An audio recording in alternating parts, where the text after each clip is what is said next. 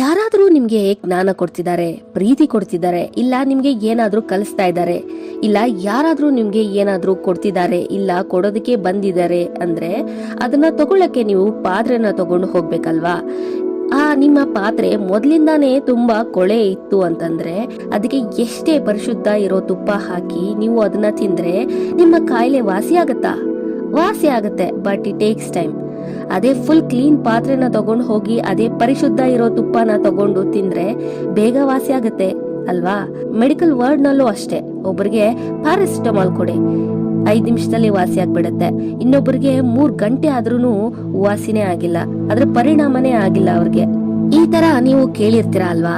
ಯಾಕೆ ಪರಿಣಾಮ ಆಗಿಲ್ಲ ಅಂದ್ರೆ ಆ ವ್ಯಕ್ತಿಯೊಳಗೆ ಎಷ್ಟು ದೊಡ್ಡ ಪ್ರಾಬ್ಲಮ್ ಇದೆ ಅದ್ರ ಪ್ರಕಾರವಾಗಿ ಔಷಧಿ ವರ್ಕ್ ಆಗುತ್ತೆ.